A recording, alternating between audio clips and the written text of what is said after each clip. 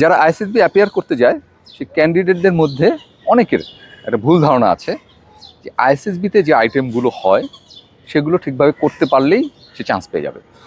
যেমন পিজিটিতে গ্রাউন্ডগুলো যদি পার হয়ে যায় তাহলে সে চান্স পেয়ে যাবে, বা প্যাট ফিজিক্যাল অ্যাবিলিটি টেস্ট এগুলো সবগুলো আইটেম করতে পারলে সে চান্স পেয়ে যাবে, অথবা গ্রুপ ডিসকাশনে এক্সটেম্পোরারি স্পিচে ভালো করে কথা বললে, সুন্দর করে কথা বললে, বেশি কথা বললে সে চান্স পাবে।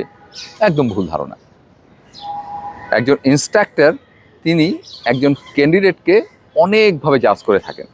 সেখানে অনেক সময় কিন্তু শুধু পাশ করা, মানে সে আইটেমটা পাশ করেছে কিনা সেটা গৌণ ব্যাপার হয়ে যায়, মুখ্য ব্যাপারটা অন্যদিকে হয়।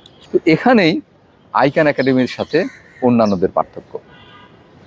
আমার একটা লম্বা ইনস্ট্রাক্টর অভিজ্ঞতা রয়েছে, আমার সাথে যে কয়েকজন এক্স মিলিটারি অফিসার রয়েছেন তাদের প্রত্যেকেরই এই ইনস্ট্রাক্টর অ্যাবিলিটি রয়েছে, ইনস্ট্রাক্টর এক্সপিরিয়েন্স রয়েছে আইএসএসবিতে এবং বাংলাদেশ মিলিটারি একাডেমিতে।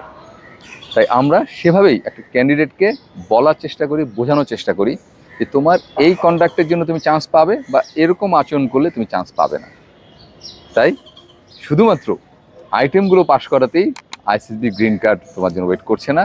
তোমাকে বুঝতে হবে, জানতে হবে কোন বিষয়গুলো মেনে চললে তুমি গ্রিন কার্ড পেতে পারো।